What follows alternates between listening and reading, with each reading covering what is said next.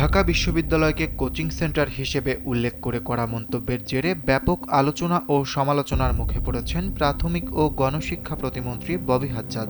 এ ঘটনায় এবার মুখ খুলেছেন ডাকসুর সদস্য সর্বমিত্র চাকমা। একটি ফেসবুক পোস্টে তিনি বলেন, প্রতিমন্ত্রীর বক্তব্যে তিনটি বড় ভুল রয়েছে। প্রথমত, শিক্ষা ব্যবস্থার যে সংকটের সমালোচনা তিনি করেছেন তার দায় সরকার এবং সংশ্লিষ্ট নীতি নির্ধারকদেরও রয়েছে। দ্বিতীয়ত, ঢাকা বিশ্ববিদ্যালয়কে কোচিং সেন্টারের সঙ্গে তুলনা করে প্রতিষ্ঠানটির ঐতিহ্য ও গৌরবকে খাটো করা হয়েছে। তৃতীয়ত, এ মন্তব্যের মাধ্যমে পাবলিক ও প্রাইভেট বিশ্ববিদ্যালয়ের মধ্যে অপ্রয়োজনীয় বিভাজন উস্কে দেওয়া হয়েছে। জীবন অবাক না করলে কে করবে? 28% মিল্ক ফ্যাটের অবাক করার সাথে ফ্রেশ মিল্ক পাউডার। জীবন অবাক করুক প্রতিদিন। তবে সমালোচনার পাশাপাশি বিশ্ববিদ্যালয় ব্যবস্থার সংস্কারে কয়েকটি নীতিগত প্রস্তাবও তুলে ধরেন সর্বমিত্র চাকমা। তিনি দলীয় প্রভাবমুক্ত উপাচার্য ও প্রশাসনিক নিয়োগ, যোগ্যতা ভিত্তিক পদোন্নতি, গবেষণায় পর্যাপ্ত বরাদ্দ এবং তার সুষ্ঠু বণ্টনের উপর গুরুত্বারোপ করেন। এছাড়া শিক্ষকদের জীবনমান উন্নয়ন, ক্লাস বাদ দিয়ে বাণিজ্যিক কোর্স পরিচালনার কারণ অনুসন্ধান, শিক্ষার্থীদের আবাসন ও খাদ্য নিরাপত্তা নিশ্চিত করা এবং রাজনৈতিক প্রভাবমুক্ত শিক্ষক নিয়োগের আহ্বান জানান তিনি। তার মতে, বিতর্কিত মন্তব্যের বদলে এসব নীতিগত অবস্থান জোরালোভাবে উপস্থাপন করা হলে শিক্ষার্থীরাই